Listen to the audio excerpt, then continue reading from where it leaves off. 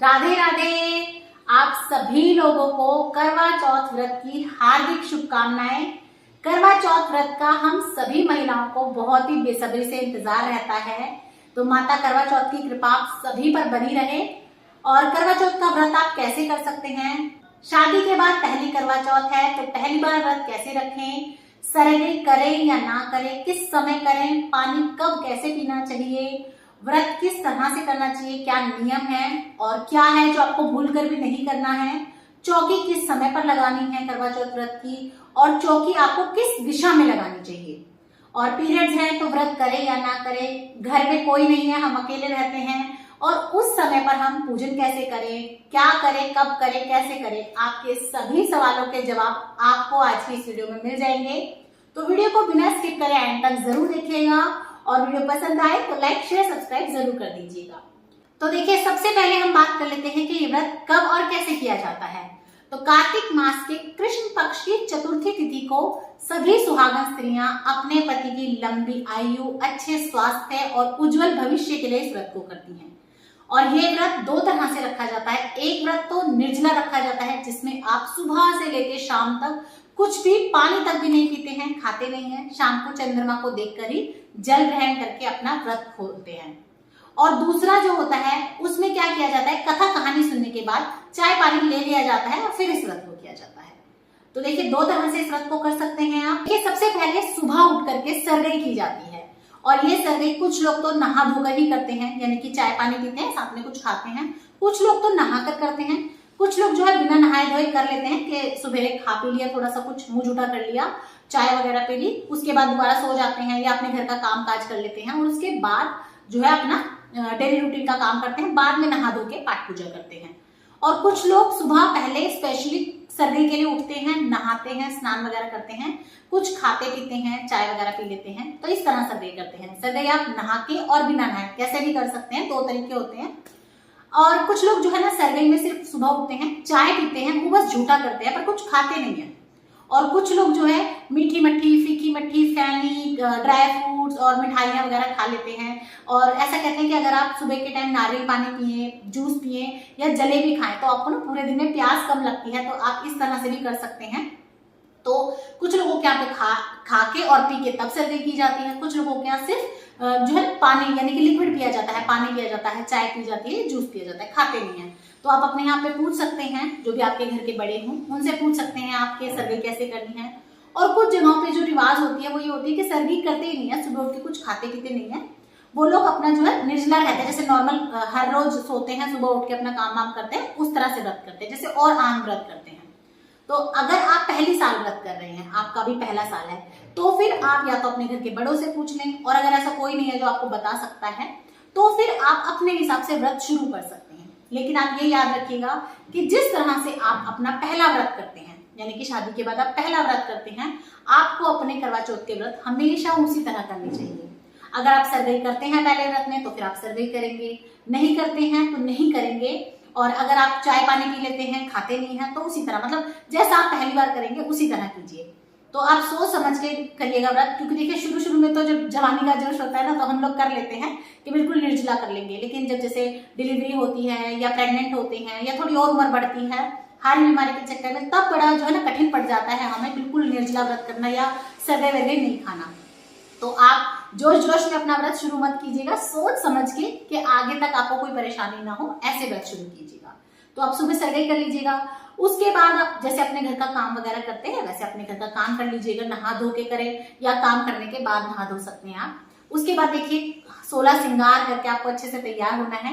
मेहंदी वगैरह तो आप एक दिन पहले ही लगा लीजिएगा, क्योंकि इसका रंग वगैरह चढ़ने में भी टाइम लगता है।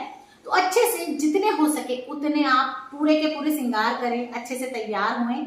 उसके बाद कहानी सुनी जाती है। कुछ जगह पे तो जो पूजन है वो सुबह ही कर लिया जाता है, यानी कि दोपहर में 12 बजे के बाद जो है चौथ माता का पूजन कर लिया जाता है, कथा सुन ली जाती है और सूर्य भगवान को अर्घ्य दिया जाता है।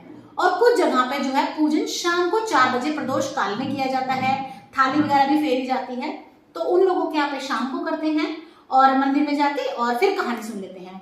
और कुछ लोग जो है करवा चौथ माता का पूजन भी बिल्कुल रात को करते हैं, जब चंद्रमा निकलने वाला होता है, कथा भी जब भी सुनते हैं और तभी चंद्रमा का पूजन करते हैं और अपना व्रत संपन्न करते हैं। तो 3 तरीके से आप पूजा कर सकते हैं। या तो आप सुबह कर सकते हैं, लेकिन कम से कम 12 बजे के बाद की जाती है, मतलब 2-2:30 बजे के आसपास। शाम को 4 बजे भी की जाती है और फिर रात को भी की जाती है, तो आप देख लीजिएगा।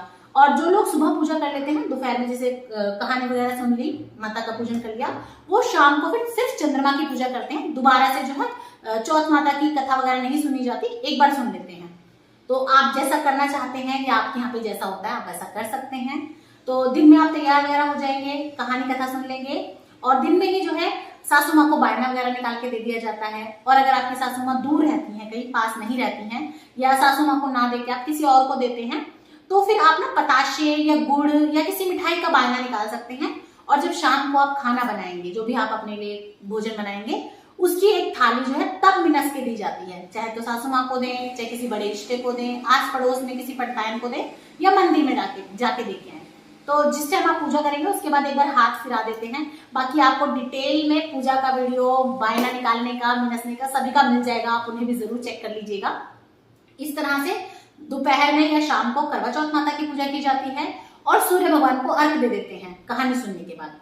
और शाम के समय पर चंद्रमा को अर्घ दिया जाता है व्रत खोलने से पहले। और करवा चौथ का जो चांद है ना, बहुत ज्यादा लेट भी नहीं निकलता है, समय से निकल जाता है। 7:30-8 हद करके 9 बजे तक हमारा चंद्रमा निकल आता है। और देखिए, जब आप दिन में कहानी सुन लेते हैं, जैसा हमारे यहाँ पे होता है, दिन में हम तैयार होके 2:30-3 बजे के आसपास कथा कहानी कर लेते हैं। कथा कहानी करने के बाद हम लोग चाय वगैरह पी लेते हैं, पानी या चाय हम लोग पी लेते हैं। सासू माँ, जिठानी, देवरानी सब बैठ के आराम से चाय पानी पी लेते हैं। उसके बाद हम कुछ खाते पीते नहीं है, पकवान वगैरह बनाने में लग जाते हैं। पहले श्रृंगार में लगते हैं, फिर उसके बाद खान पान में लगते हैं। इसी तरह से दिन बीत जाता है। और फिर शाम को जब चंद्रमा उदय होते हैं तो उन्हें अर्घ देते हैं और थोड़ा सा उनका पूजन करते हैं। उसके बाद हम खाना खा लेते हैं। खाना आपको जो है ना, बिना लहसुन प्याज का शुद्ध सात्विक ही खाना होता है करवा चौथ व्रत में। आपको लहसुन प्याज, मांस मदिरा तो खैर है ही नहीं, पर आपको लहसुन प्याज भी नहीं खाना होता। और कुछ लोग क्या करते हैं कि व्रत वगैरह कर लेते हैं, खाना खाने बाहर चले जाते हैं। तो देखिए, आजकल ट्रेंड में है, तो अगर आप बाहर जाना चाहते हैं तो कोई दिक्कत नहीं है, जा सकते हैं, खा लीजिए, कोई दिक्कत नहीं है। लेकिन वहां जाके भी आजकल बिना लहसुन प्याज का भी खाना मिल जाता है, थाली वगैरह मिल जाती है, आप वही खाइएगा। व्रत करके लहसुन प्याज आपको नहीं खाना है, इस बात का आप जरूर ध्यान रखें। और अगर हो सके तो अपने घर में आप कढ़ाई चढ़ाएं, पकवान बनाएं, क्योंकि किसी भी शुभ काम में ना ऐसे कहते हैं कढ़ाई करनी है, कढ़ाई चढ़ानी है, कढ़ाई चढ़ा दी, तो वो चीजें ना घर के लिए बहुत अच्छी होती है, पॉजिटिविटी लाते हैं। या ये जो हमारे जितने भी तीज त्योहार है ना, इनका कोई ना कोई मतलब होता है, ये यूं ही नहीं होते। तो जब घर में रौनक होगी ना, तभी त्योहार जैसा लगेगा। सिर्फ हमें ही नहीं सजना, हमें घर में भी अच्छे अच्छे पकवान वगैरह बना के जो है ना, अपने घर की जो हमारी अन्नपूर्णा माता है, जो हमारे घर की गैस है, चूल्हा है, उन सब का भी अच्छे से जो है पकवान बना के उनका भोग लगाएं, गौ माता के लिए निकाले कुछ, तो इस तरह से करना है। तो इस तरह से आप व्रत कर सकते हैं। अब बात कर लेते हैं कि जिनकी सगाई हो चुकी है या जिनकी शादी हुई है, इसी साल वो व्रत कर सकते हैं या नहीं कर सकते। वैसे तो देखिए, इस साल ना तो मल मास है ना अधिक मास है, वैसे भी कोई दिक्कत नहीं है, कोई परहेज नहीं है, आप व्रत कर सकते हैं। क्योंकि कुछ व्रत होते हैं जो मल मास या अधिक मास में नहीं उठाए जाते। लेकिन जो बड़े व्रत होते हैं, जैसे कि करवा चौथ का, होली अष्टमी का, होली का, ये व्रत ऐसे होते हैं, ये आपकी शादी के साल जब आएंगे ना, जैसे शादी आपकी हुई उसके बाद जब आएंगे, आपको तब करने ही होते हैं। इन व्रतों में आपका मल मास, अधिक मास नहीं देखा जाता। ये व्रत आपको छोड़ने नहीं होते, सुहागन होने के बाद आपको करने होते हैं। और अगर आपकी सगाई हो चुकी है, आपकी मांग भरी जा चुकी है किसी के नाम की, गोद भराई हो चुकी है, सगाई हो चुकी है, तब भी ये व्रत किया जाता है। अपने मायके में किया जाता है और ससुराल पक्ष से ही जो है आपका श्रृंगार और आपके कपड़े वगैरह भेजे जाते हैं, फल वगैरह भेजे जाते हैं, तो तब भी ये व्रत किया जाता है। बाकी देखिए, कुछ लोग ऐसे हैं जो नहीं करवाते हैं, वो फिर हर जगह का देखिए अपना अलग हो जाता है, नहीं करवा रहे वो बात अलग है। लेकिन अगर आपकी मांग में किसी के नाम का सिंदूर लग चुका है, आपकी सगाई हो गई है, गोद भराई हो गई है, उसके बाद आपको करवा चौथ का व्रत करना होता है। तो अगर आपके यहाँ पे होता है तो आप जरूर कीजिएगा, नहीं तो कोई दिक्कत नहीं है। जैसा आपके ससुराल पक्ष वाले कहें, जिस हिसाब से वो पाठ पूजा बताते हैं, जिस हिसाब से वो व्रत करने का नियम बताते हैं, आपको वैसे ही करना चाहिए। कई बार ऐसा होता है हमारे मायके में किसी और तरीके से होते हैं नियम और हमारे ससुराल में कोई और तरीके से, तो कभी भी आपको अपने मायके के नियम नहीं अपनाने चाहिए, अपने ससुराल के हिसाब से ही चलना चाहिए। उसके बाद देखिए, अब बात कर लेते हैं कि जो पहला करवा चौथ का व्रत होता है, उसमें जो सामान है, सुहाग का सामान है या कपड़े हैं, वो सब कैसे आएगा, कहाँ से आएगा। तो वैसे तो देखिए, शादी के बाद की जो पहली करवा चौथ होती है ना, उसमें आपके मायके से सामान आता है। 14 इस तरह के करवे आते हैं, जो मीनस के जो है 14 सुहागनों को भी दिए जाते हैं। सासू माँ के कपड़े आते हैं, जो सुहागन स्त्री होती है उनके आते हैं। वैसे तो बहुत सभी का अपना अलग अलग होता है, तो अगर आते हैं ला सकते हैं तो बहुत अच्छी बात है, मायके से आता है। लेकिन अगर आपके मायके में कोई ऐसा नहीं है जो दे, या नहीं है यथाशक्ति कि नहीं दे सकते, तो कोई बात नहीं, आपके ससुराल वाले आपको खरीद के सामान दे सकते हैं, आप खुद खरीद सकते हैं, आपके पति आपके लिए ला सकते हैं सुहाग का सामान, चुटकी वगैरह, कोई दिक्कत नहीं है। तो देखिए बिल्कुल प्रेम से, अच्छे से, बिना लड़ाई झगड़े के, जैसे आपके तीज त्योहार हो सके आपको वैसे ही करने चाहिए, बहुत अच्छे से करने चाहिए। और जिस हिसाब से आप ससुराल में करते आ रहे हैं, आपकी सास, आपकी जो है जिठानी वगैरह, आपको वैसे ही करने चाहिए, तो वो ज्यादा अच्छा रहता है। और जब आप मिनस के जो भी चीजें निकालते हैं, जो भी धोखा मिनसा होता है या उजमन करके निकालते हैं, बहुत बार कमेंट आता है कि दीदी हम अपनी मम्मी को दे सकते हैं क्या, अपनी बहन को दे सकते हैं क्या? तो देखिए जी नहीं, जितना भी आप ये जो सुहाग भाग का सामान या पाठ पूजा का सामान मिनसते हैं, ये आपके ससुराल पक्ष को दिया जाता है, मायके पक्ष को नहीं दिया जाता।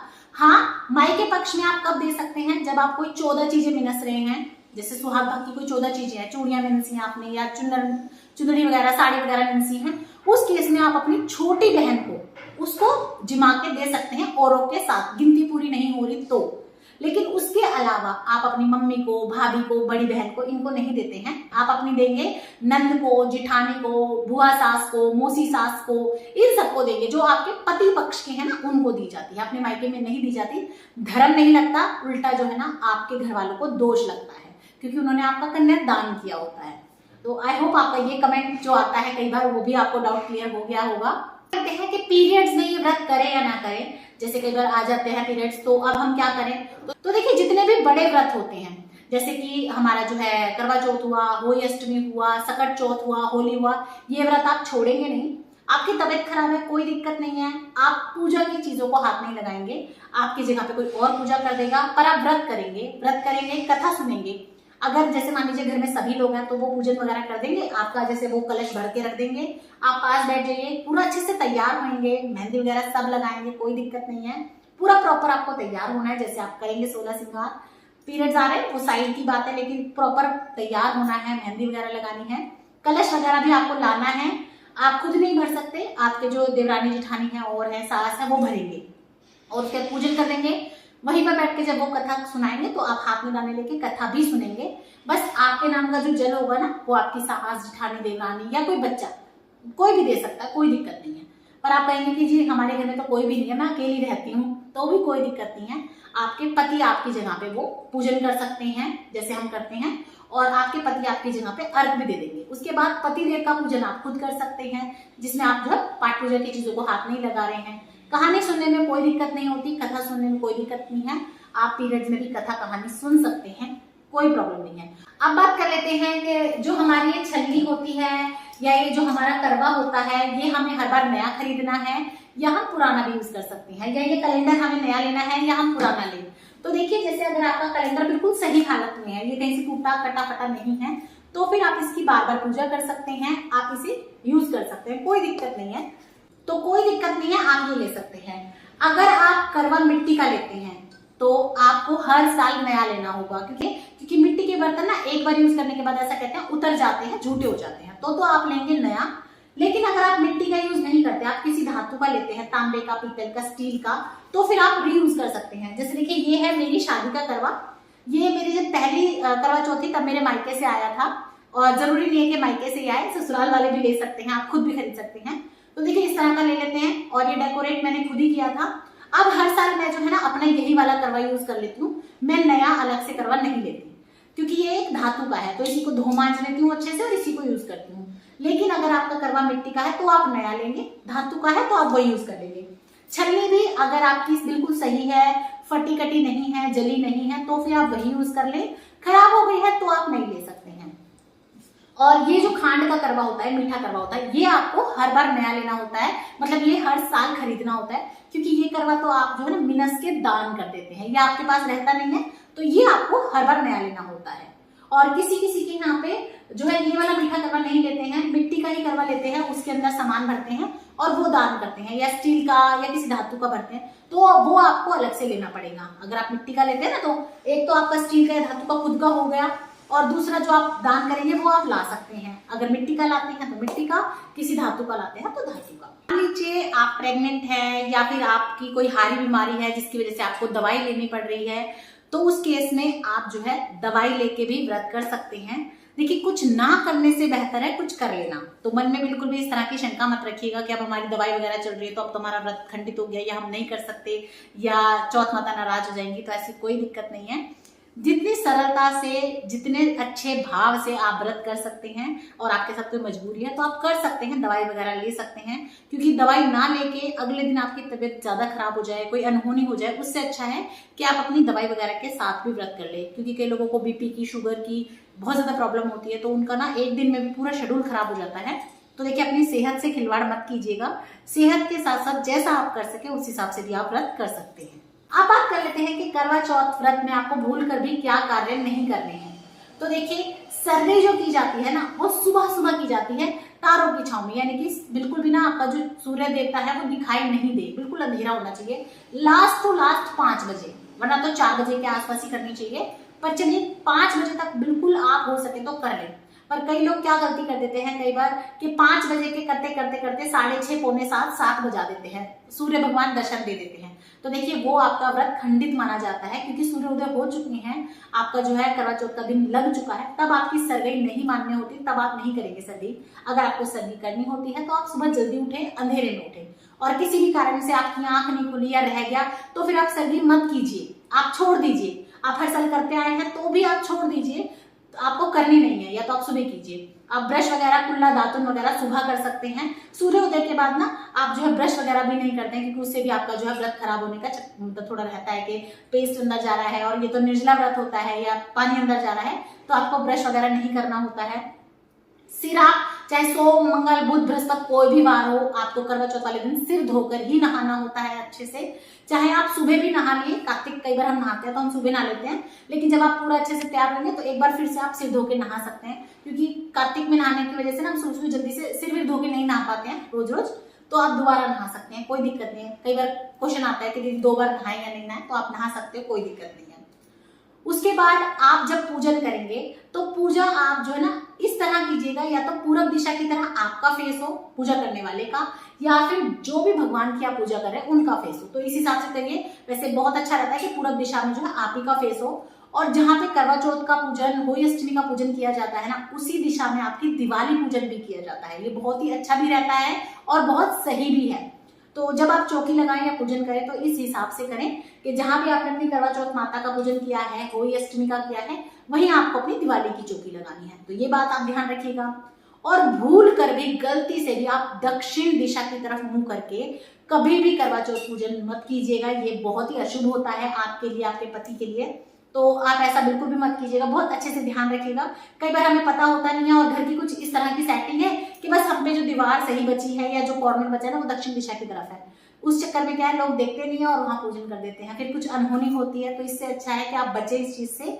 तो आपको मैंने ये भी बता दिया आप किस दिशा में मुख करके या किस दिशा में पूजन करेंगे और पूजा आप कैसे कर सकते हैं ये भी मैंने बता दिया। बाकी सभी वीडियोस आपको चैनल पे मिलेंगी, उन्हें भी जरूर देख लीजिएगा।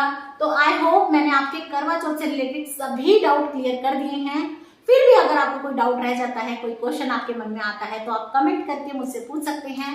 मैं पूरी कोशिश करूंगी कि मैं समय रहते आपके सभी सवालों के जवाब दे सकूं। तो वीडियो अगर आपको पसंद आई हो, चैनल अच्छा लगे, थोड़ा भी यूजफुल लगे, तो ज्यादा से ज्यादा शेयर कीजिएगा अपने फ्रेंड्स एंड फैमिली के साथ। और इसी तरह की और वीडियोस देखने के लिए चैनल पर बने रहें। फिर मिलूंगी आपको किसी और वीडियो के साथ इसी तरह घर गृहस्थी, पाठ पूजा, गृहस्थी की बातें बताने के लिए। वीडियो पसंद आई हो तो लाइक, शेयर, सब्सक्राइब करना बिल्कुल ना भूलें। कमेंट बॉक्स में जय चौथ माता जरूर लिखें। जय सिया राम, राधे राधे।